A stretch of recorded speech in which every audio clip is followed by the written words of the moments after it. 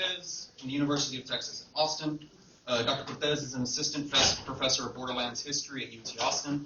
They previously held 2 prestigious postdoctoral fellowships, the Provost Early Career Postdoctoral Fellow of Borderlands History at the Department of History at UT Austin, and the Cesar Chavez Postdoctoral Fellowship in the Department of Latin American, Latino, and Caribbean Studies at Dartmouth. Dr. Cortez researches, writes, and speaks about the history of immigration camps along the southern U.S. border from the late 19th century to the present. In February, they published an article in California History titled, "For the Sake of Migrant Futures, Historicizing Migrant Deaths in Shipping Containers on the U.S.-Mexico Border in the 20th and 21st Centuries." They received their PhD from the Department of American Studies at Brown University in May 2021. Next, we've got Dr. Alana de Hinojosa. She's an assistant professor of history at Texas State University. She holds a PhD in Chicano Studies from UCLA and certificates in American Indian Studies, writing pedagogy, and digital public humanities. Well, she's also a Ford Foundation Fellow and IUPLR-IUC Mellon. Yeah, that's crossing Latinidad, right? Yes. Prior to joining Texas State, Alana was a postdoctoral research scholar in the School of Transporter Studies at ASU and a digital public humanities fellow at the ASU Hispanic Research Center. Alana's research is concerned with the histories of displacement, diaspora, and refusal, and what these have to do with the Rio Grande Valley. Her current book project focuses on the Chazimal land dispute between the United States and Mexico and the landmark Chazimal Treaty of 1964. As a historian, she specializes in U.S.-Mexico borderlands history, specifically histories of El Paso and Ciudad Juarez, Chicano history, Texas history, and Latinx geographies. And last but not least, we have someone I think all of you probably know. We have Monica Munoz Martinez, associate professor of history in the Clyde Rabb Littlefield Chair in Texas History at the University of UT Austin. She received an AB from Brown, an MA and PhD in American Studies from Yale. Martinez is an award-winning author, teacher, and public historian. Her first book, one of the best books of the past 10 years, The Injustice Never Leaves You, Anti-Mexican Violence in Texas, received 6 book awards. She co-founded the award-winning public history project Refusing to Forget. She has collaborated with the Texas Historical Commission and the Bullock Texas History Museum to develop public memorials and exhibits. She's also been a consultant with the Smithsonian National Museum of American History. At UT Austin, Dr. Martinez teaches classes in Texas history, U.S. history, civil rights history, the history of the U.S.-Mexico border, and public history. Since the tragedy at Robb Elementary in Uvalde, Texas, Martinez's hometown, she's been leading a multidisciplinary team of researchers at UT to bring solutions to meet the ongoing and urgent needs in Uvalde and rural communities impacted by mass violence. Martinez is a 2021 MacArthur Foundation Fellow. Her research has received funding from the Mellon Foundation, Andrew Carnegie Foundation, and the National Institute for Justice, among others.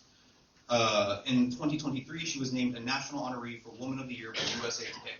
Please give an incredibly warm welcome for our panelists.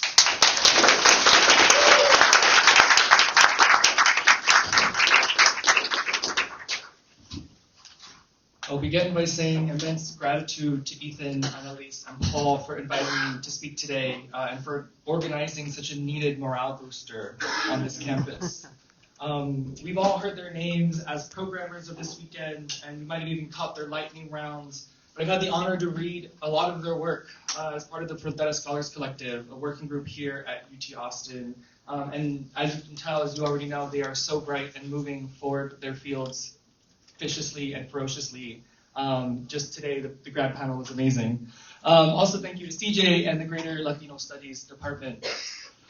So I had the opportunity to meet Professor Montejano twice in my career before really understanding the gravity of his importance in the field. First, he had visited Brown University as a speaker, and as a second-year graduate student, I got to ask him about the history of the top 10% rule, which we've heard a little bit about today, and of which I was a beneficiary.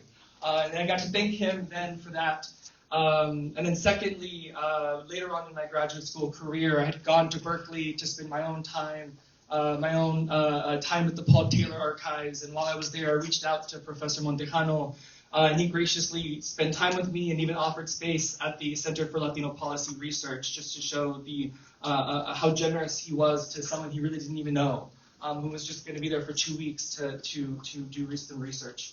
But today is about thanking Professor Montejano for his scholarship, which has been instrumental in my development as a borderlands and immigration historian. I don't recall the first class in which I read Anglos and Mexicans, largely because by the time I had enrolled in undergrad in 2011 here at UT Austin, almost every class was assigning it. It was on every syllabus. But I remember the feelings I've had at different stages of my career as I returned to Anglos and Mexicans periodically to reference as I wrote. It's been a development of frustration, curiosity, and relief. In my early college years, I was just beginning to understand how the miseducation I had been received in K through 12 was largely by design. I was frustrated that I had to leave Nueces County, and more specifically my hometown of Robstown or Robestan, for those of you who might know, for UT, just so I could try and recover a part of myself that had been intentionally paved over. Revisiting my copy of Anglos and Mexicans, I can tell which were my earliest comments because they were mostly exclamation points and the three letters WTF. Later, I was curious about what exactly it was that was paved over. I took all the classes I could in sociology and Mexican American studies, and slowly, brick by brick, deconstructed the oppressive and repressive ontological frameworks that I had inherited. In keeping with the cows and tractors schematic for understanding broader racialized political economies in South Texas, Nueces County is a tractor. In Montejano's Anglos and Mexicans, this means that Anglo farmers dominated not only land and business, but also political power, thus maintaining the ethnic Mexican laboring underclass and the racially segregated society. My inheritance was the long shadow of the tractor. I took classes with professors Emilio Zamora, Nestor Rodriguez, Angela Valenzuela, Gloria Gonzalez Lopez, Monica Martinez, and so many others who were at UT Austin at the time. My note-taking even got more sophisticated. As I started to read more actively and develop annotation keys that helped me see the connections and argumentation more clearly, I could tell this was early in graduate school because I was using words like hegemony and hegemonic as I was trying to prove something to somebody, or maybe I was reading Gramsci at the same time.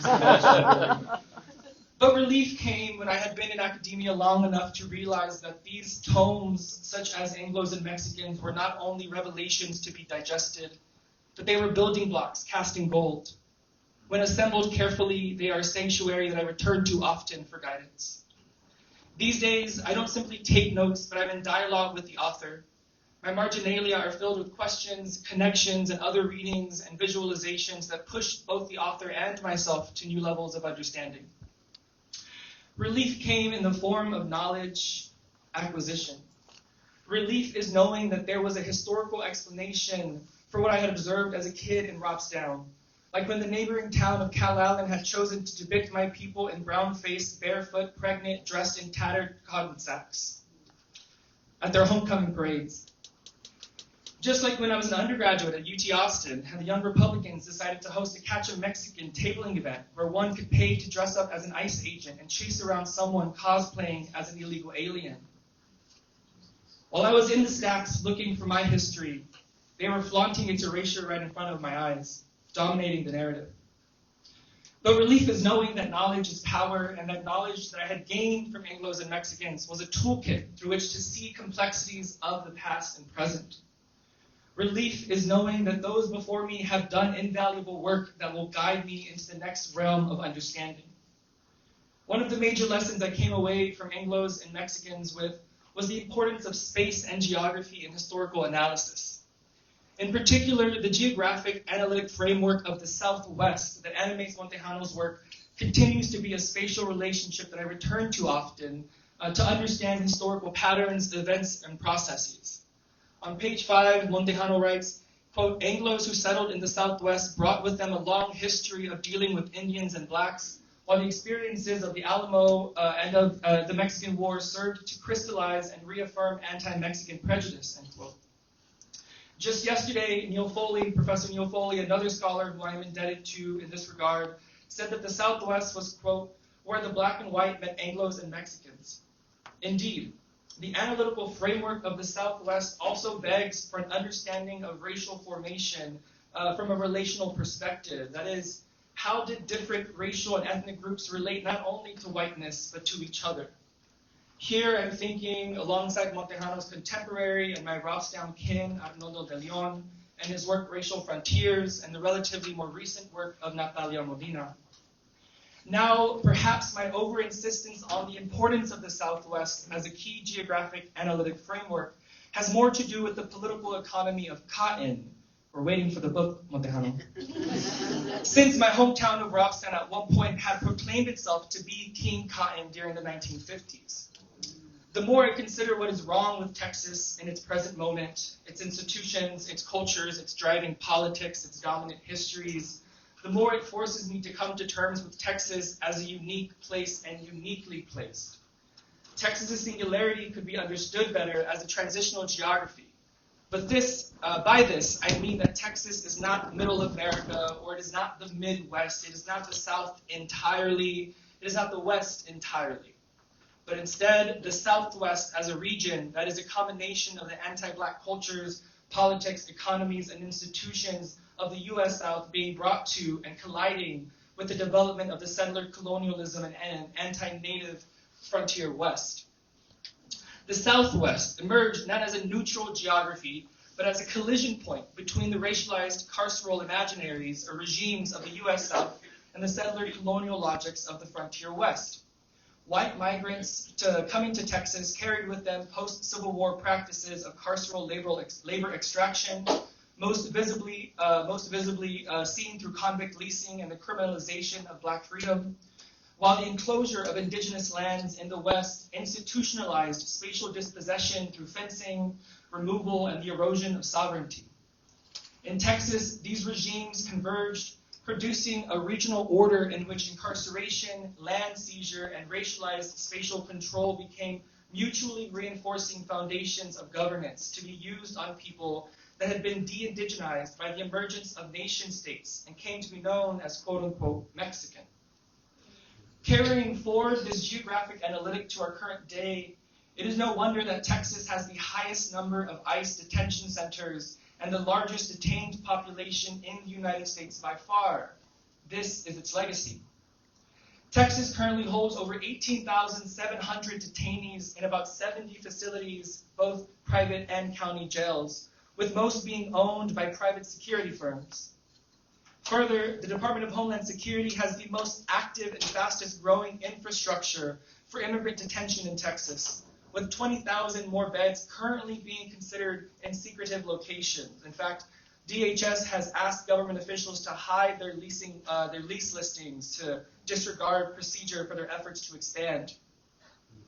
And while we're here to celebrate Anglos and Mexicans as a vanguard of the study of the political economy of the Southwest, that tells us something about the racial political order and power imbalance in the development of Texas, we must not lose sight of how we have also there has also been a radical liberatory movements that have emerged from working class people against such oppressive forces to varying degrees of success.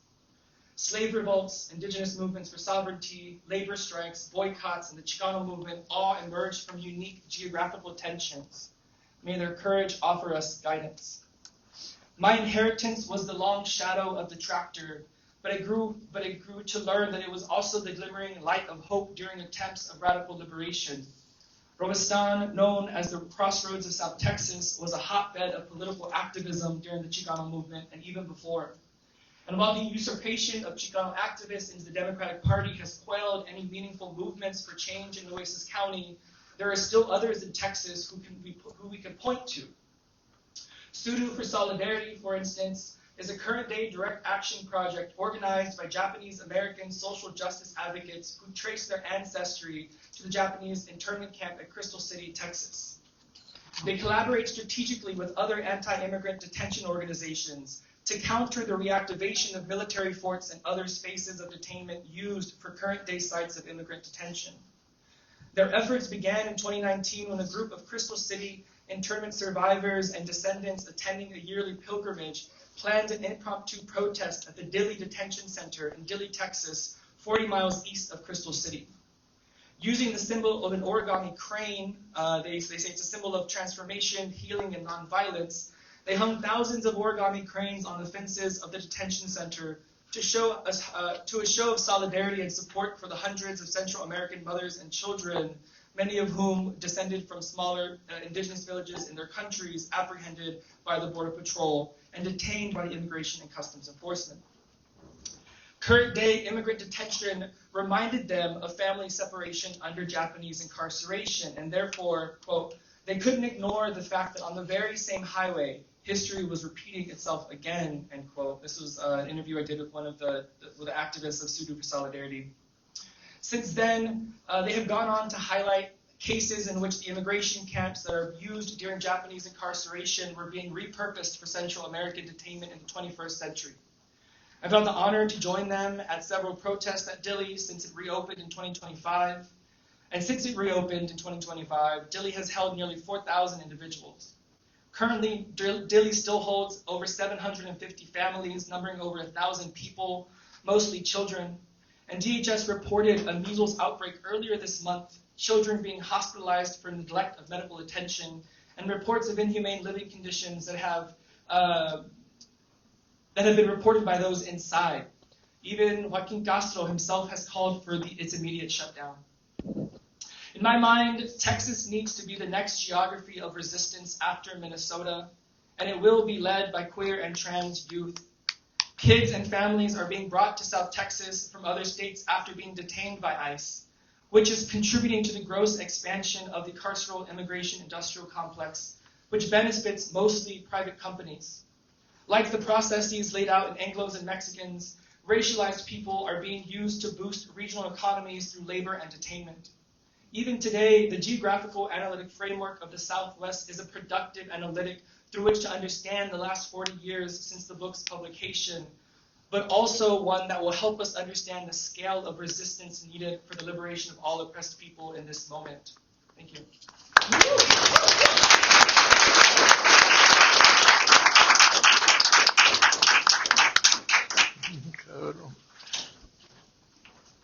Have you said it? Hello to everyone. I also wanted to express immense gratitude to the organizers of this conference, to Ethan, Anniv, Paul, and CJ. I actually met CJ years ago when I was, I think, a second or third year graduate student in Las Cruces, and so it's just lovely to have been recognized in this way. I was so moved by the invitation to be here, especially as someone who is from California, but who writes about Texas and lives in Texas now and really loves this state. I came to David Montejano's Anglos and Mexicans in the Making of Texas as a graduate student. I had done Latino Studies on the East Coast in Massachusetts and actually had not read Anglos and Mexicans during my undergraduate studies. And it was not in my classes in Chicana and Chicano Studies at UCLA until I put it on my comprehensive exams because, again, I was studying Texas. So I was drawn to the book because of its focus on the Texas region of the U.S.-Mexico borderlands, and because I grew up visiting a very different region of the U.S.-Mexico borderlands. I grew up visiting my grandmother and my uncles in Calexico, California, and visiting and going back and forth in the Mexicali-Calexico borderlands.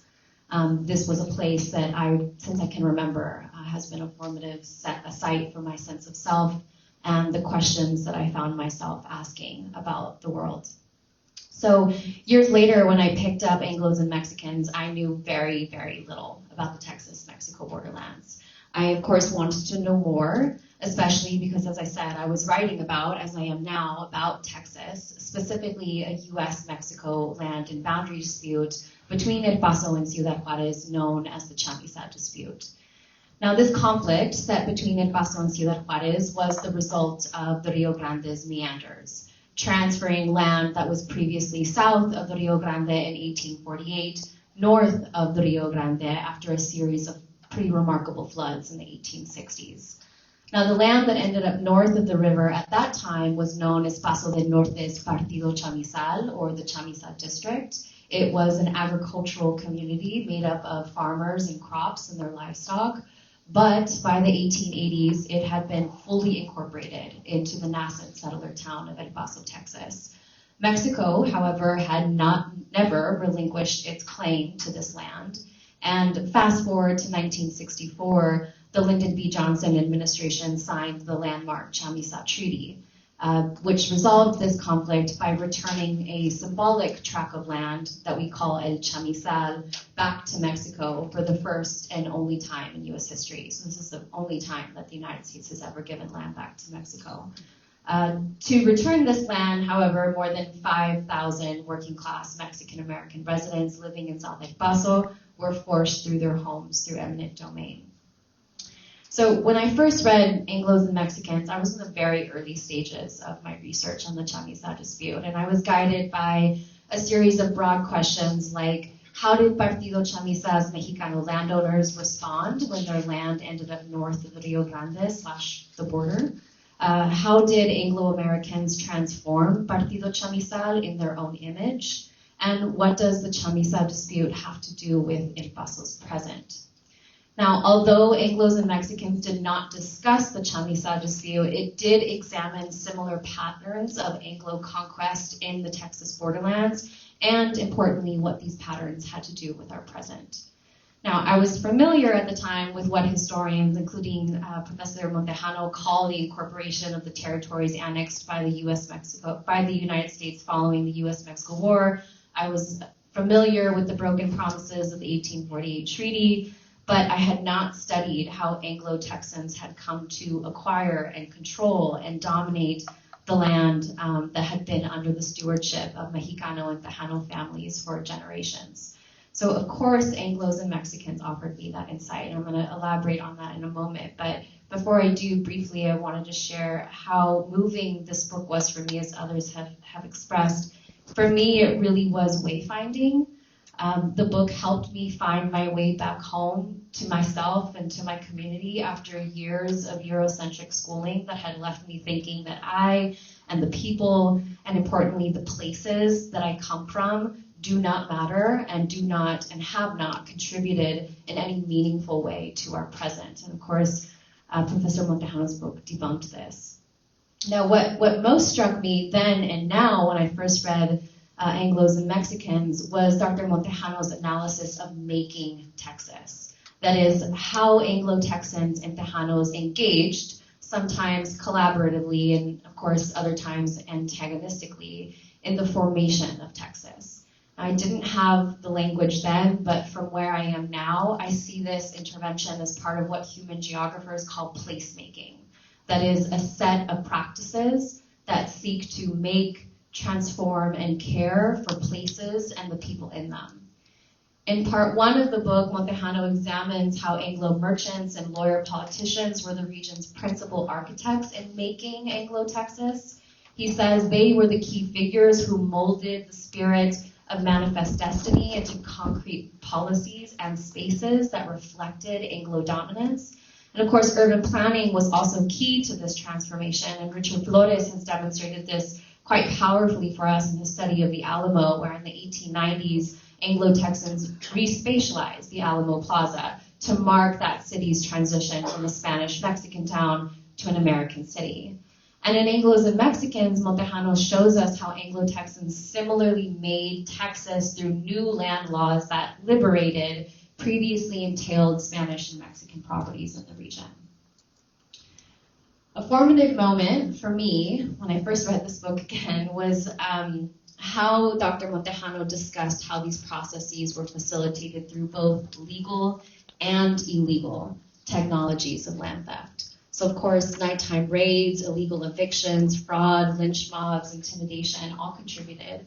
But he importantly emphasized how in many cases, the law also facilitated these processes. Market competition, taxes, and the expense of surveying and defending land titles all contributed to ethnically cleanse and displace Tejanos. For these reasons, among so many other, historians of Mexican-American history have long emphasized the broken promises of the Treaty of Guadalupe Hidalgo. In Texas, for instance, authorities claimed that the state was exempt from the Treaty of Guadalupe Hidalgo. Of course, on the ground, property protections were selectively enforced, often upheld by courts to protect Anglo-Texans who owned properties deriving from Spanish and Mexican land grants, but often struck down when claimants were Tejano. And as Montejano writes, American law not only failed to protect Mexicans, but it also was used as the major instrument for their dispossession. Law served a crucial role in Anglo's making of Texas, functioning simultaneously as the technology of American conquest, transforming theft into legality, and operating as the apparatus through which land ownership and landlessness in the region were racialized. Now, Tejanos responded to this in myriad ways.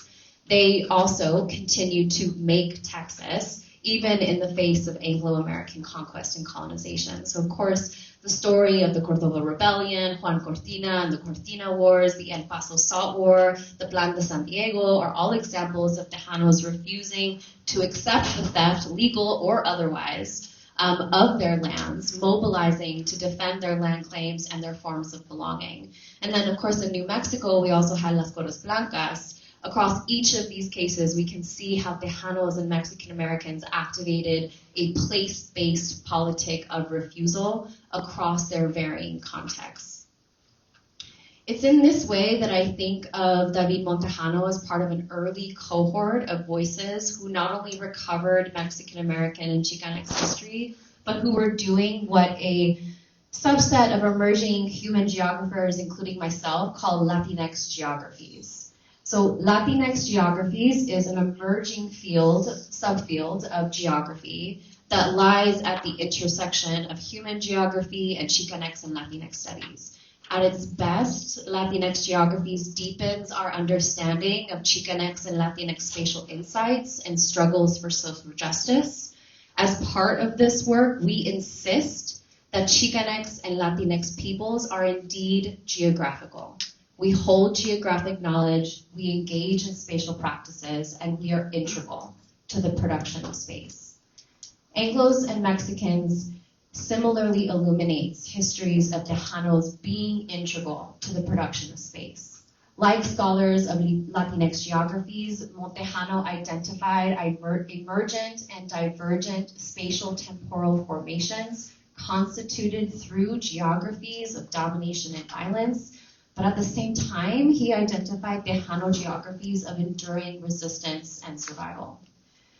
I can't help but see how David Montejano offered us some of these key insights, language, and frameworks to develop Latinx geographies, which only after months of organizing was officially accepted as a specialty group at the American Association of Geographers in 2017. And speaking from my role as co-chair of that specialty group, we often trace our roots to the work of geographers like Lara Pulido and Mary Pat Brady and Daniel Villariola. But in addition to these origins, it's the work of historians like the ones we've all been talking about here, Americo Paredes, David Montejano, Gloria Zaldúa, Antonia Castañeda, Frank de la Teja, Mario Garcia, Vicky Ruiz, Richard Flores, Sonia Hernandez, Cynthia Orozco, Maria Cristina Garcia, and Monica Munoz Martinez, among so many others who are part of this lineage of Chicanx and Latinx researchers thinking deeply about the U.S. Southwest geographies of domination and Mexican American geographies of placemaking, resistance, and survival. For instance, many of these historians recovered histories illuminating how mixed-race mestizo and Afro-mestizo people from the interior of Mexico came to what is now the U.S. Southwest and made places alongside diverse indigenous peoples like San Antonio, Paso del Norte, Laredo, Santa Fe, Tucson, Los Angeles, and San Diego. And these places were remarkable accomplishments made possible only through placemaking practices alongside serious injustices. Of course, the doctrine of discovery, indigenous massacres, the brutality of Spanish missions, and the institution of slavery, just to name a few. Still, mixed-race Mexicans forged notions of belonging in these places. They navigated these injustices in complex and messy ways in order to make place. And then, of course, in the 1830s, many Tejanos engaged in placemaking yet again when they forged a new home, the Texas Republic, alongside Anglos in the name of slavery. And then the U.S.-Mexico War, they would find themselves foreigners in a place that they had once called home. I want to suggest that Tejanos and Mexican Americans like Juan Cortina, those who fought in the El Paso Salt Wars and Las Coras Blancas, not only engaged in geographies of resistance and survival, but they practiced what the Latinx geographer Jessica Lopez Lyman has called placekeeping. This is a collective process of preserving the physical and cultural landscape of a particular place by challenging systems where marginalized identities, epistemologies, and histories are being misconstrued, suppressed, and removed. While Tejanos certainly participated in the making of Texas, they also acted as placekeepers, defending and preserving the places they had carved out for themselves, and often through armed resistance. But Tejanos have also engaged in placekeeping through nonviolent resistance. In my own work, I've traced how Anglo and Pasoans engaged in both legal and illegal raids of Partido Chamizal. Many Partido Chamizal residents abandoned their properties out of fear of their own lives, but many also refused to leave. And those who stayed not only showed bravery and resilience, but they also engaged in nonviolent resistance.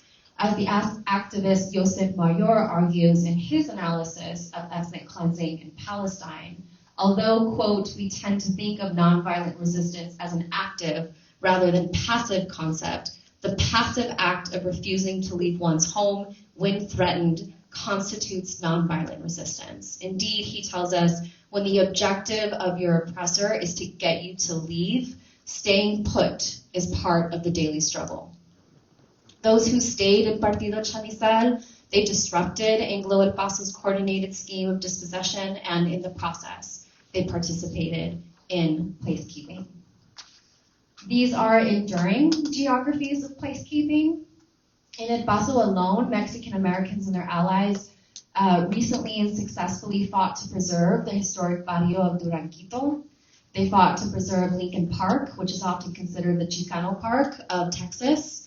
And in South Central El Paso, a new generation of Chamizal residents, led by their neighborhood association, Familias Unidas del Barrio Chamizal, they're fighting place annihilation, where earlier generations of Chamizal residents faced racial violence, ethnic cleansing, and removal via legal technologies like court-backed eviction notices and eminent domain. Residents of Barrio Chamizal today face place annihilation through zoning policies and environmental racism. And to combat these forces, Barrio Chamizal residents have organized toxic tours to bring awareness to the pattern of exploitation that has produced and normalized these conditions. And in 2024, they had a big win when they received a $500,000 grant from the EPA to monitor air quality in Barrio Chamizal. And so we can see through these examples how Tejanos and Mexican Americans and Chicanos are and have always been geographic, have engaged in placemaking and placekeeping. So when I think about David Montejano's Anglos and Mexicans, how it helps us interpret this moment that we're living through, I can't help but think about his contributions to understanding placemaking and placekeeping. And I can't also help but return to his emphasis on the role of law in conquest and colonization.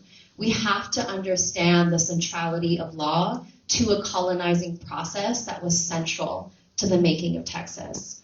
Law remains central to U.S. border formation, whether that's through territorial expansion, indigenous elimination, anti-Blackness, or the exclusion and deportation of supposedly undesirable populations. And of course, with the current and unprecedented expansion of ICE, we can see super plainly how law remains that principal technology of white supremacy.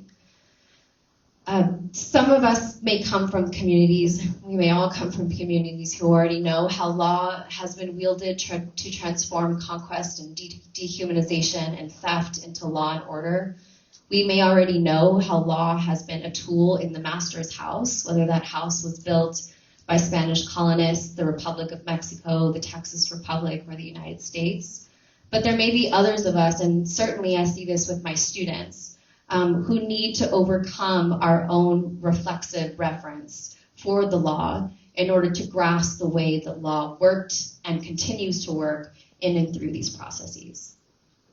So I just want to end by once again expressing my gratitude for the contributions that David Montejano has made, as well as the contribution of his peers that they have made to Latinx and Chicanx history, as well as to Latinx geographies. I see this as part of that what's next, the future of his work. They've offered us both the historical insights to identify how power operates, how Latinx and Chicanx people have meaningfully contributed to our present, as well as how the geographic insights to identify the power of placemaking and placekeeping in a world that continues to assume we are not meaningful geographic actors. Thank you.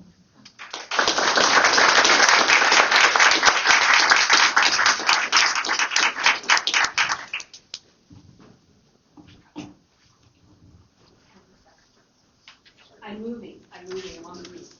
I'm moving.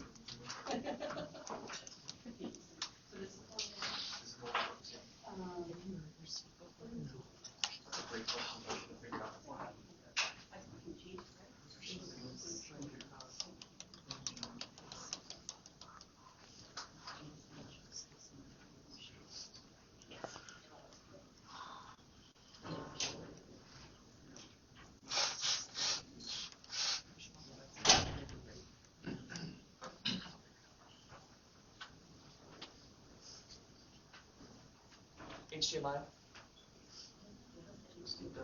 They changed those things recently. You have some insight? Do you know the story? Yes. Project should have been off.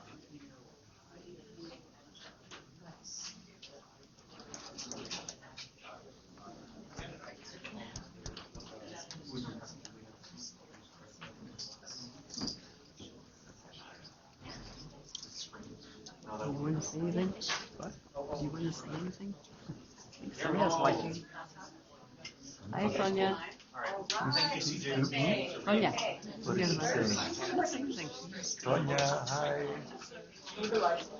Yes, please. I can go get it. Eloy. I guess you're not going to join us for dinner. Yes, ma'am. She might be back home. This back to David Montejano. Are you back for, at College Station, Sonia? to be signed, please.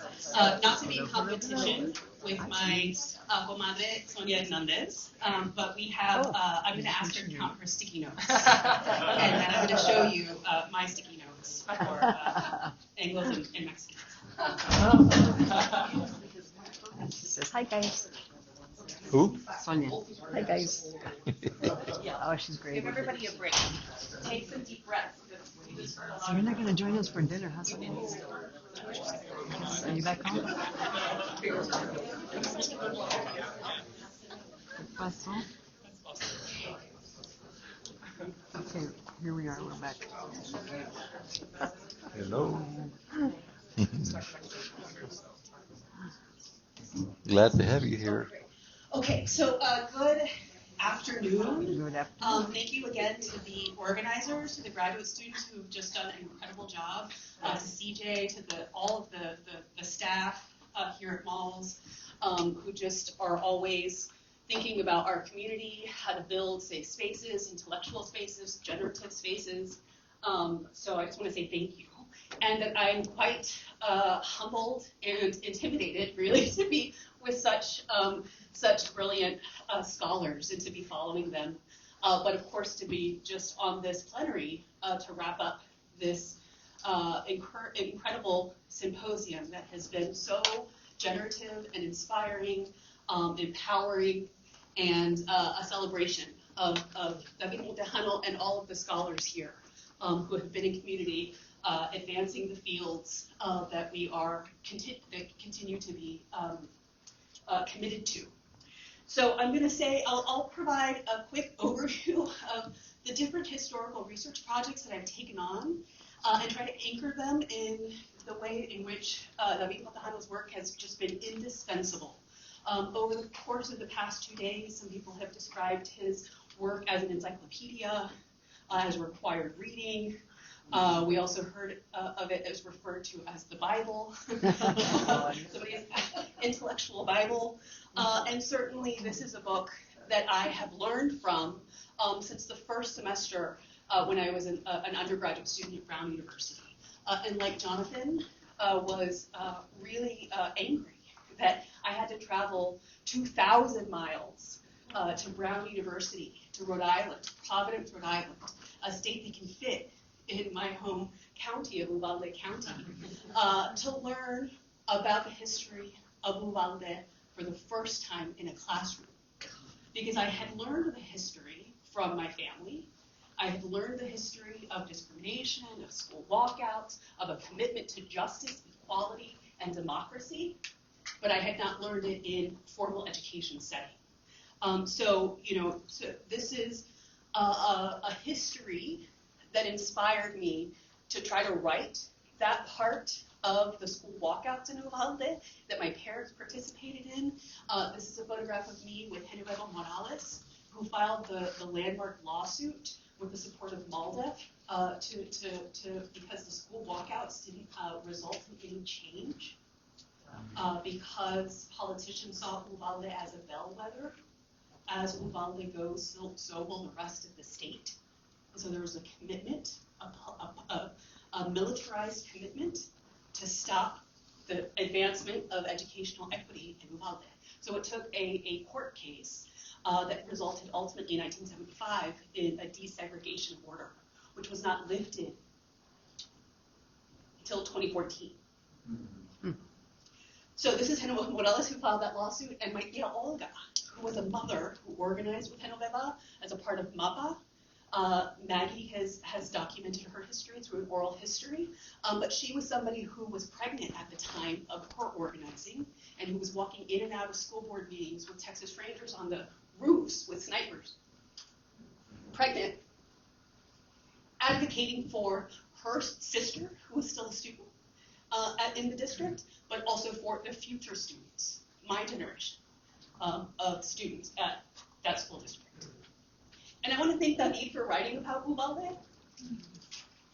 And I want to thank David for coming to Brown University when I was assistant professor. Jonathan, I was the one that invited him.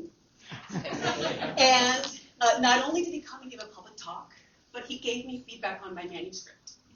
And I have to say, having never had an opportunity to meet him, interact with him, other than just quick handshakes at conferences, I was a bit worried about what kind of feedback I was going to get. Because at Yale University, as a student there, wanting to study Texas history and the history of the West, it was really a boys' club. And so wanting to write about women like Jovita and the widows of people who were murdered in the early 20th century, like this, Epigmenia Bazan, standing here in the aftermath of her husband and son-in-law being murdered in 1915. I was told by some Western historians at Yale that I was writing a glib counter-narrative. And another who thought that I was, they said, it's cute. You're a Tejana, and you want to write about Tejanas. So to say, my book was, I was getting ready to send the manuscript out to presses, and I really wanted to know, what are the Texas historians going to say about this work? And so David Montejano coming, reading the manuscript, encouraging it in me, was not a small thing. Because when we take, when we think about people who receive awards, when they win and national accolades, right? We know some of those people who reach those peaks and they close doors. And so I want to thank David Montejano for being one of those who opened a space for me in the field. And for these women, who now we have Jovita on the border, the U.S. border. So it's more than cute, right? But for me, coming back to the first reading in my first seminar with Maria Josefina Saldaña Portillo, who had grown up in Laredo. She taught David Montejano alongside Gloria Zaldúa. And this is the same map that Annette showed. And I put a little heart, or a little star, right where Uvalde would be. Finding place in the history. And I highlighted every reference to Uvalde, making sense. Because in Uvalde, what I had not learned from my families, but we had learned in schools, was that racism and discrimination didn't exist in Uvalde. The walkouts were militant radicals causing a scene, outside influencers, right? People who had made it. So to see the history of segregation documented, to learn about it as a choice, as worlds that were made, not a natural state of order, was liberating. To know that what I had been taught and what I believed from community memory gave us more accurate representation of the past, and that I, as a historian, could contribute by reconstructing that archive, by telling the history, by documenting oral histories, but again, turning to the archives that were there. This is another photograph of another reference to Uvalde that I starred and underlined, and you can see on the right is the bookmark for the Brown University Library, because back then you really did have to read the calling cards for how to, the catalogs for the libraries. So again, the sort of historical record that's in this book. Now, as I was writing my dissertation on the history of anti-Mexican violence, David Montejano's book was again indispensable. And so I was reading it again as I was writing my dissertation, poring over it for the footnotes, for the archival leads, for those crumbs. And what I've come to find since then is there's a dissertation in every page. There's so much data in this book. When we think about, is it indispensable? Absolutely. Because so much of what is contained in this book skims over. Just for, I want to read those 100 pages that had to be cut from the publisher, because there's a dissertation in each page of this book. And so it's indispensable. I want to quickly share some of the historical lessons for understanding violence today, after I wrote, From Writing the Injustice Never Leaves You. Number one is that time does not heal all wounds. Number two is that feelings of injustice persist. They influence social relations and how communities perceive of themselves and their relationships to governments, to police, and institutions.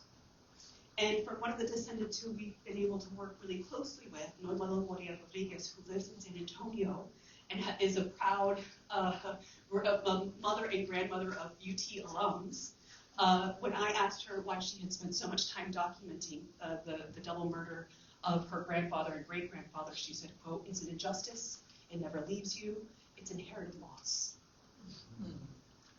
Another historical lesson for understanding violence today, due to false reports and a corrupt archive, victims and survivors carry the burden of being the truth tellers. So that's part of what I learned in the course of my research in studying those archives, that when you have a corrupt archive, the burden falls on the survivors and the victims themselves to cast light on the truth. And I think that's an important lesson for today. So some of those descendants who we've been able to work with closely with my colleagues in Refusing to Forget have had some opportunities to collaborate also with state institutions.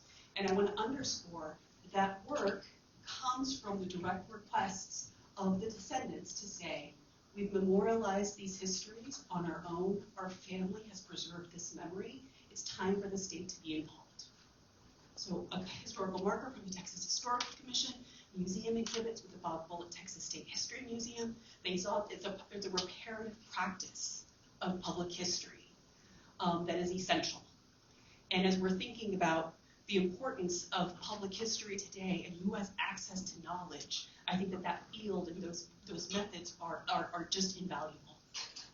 The lessons in our books, in David's book, in all of the publications of the scholars in these rooms, they have to reach beyond the classroom, and they have to reach beyond academic audiences.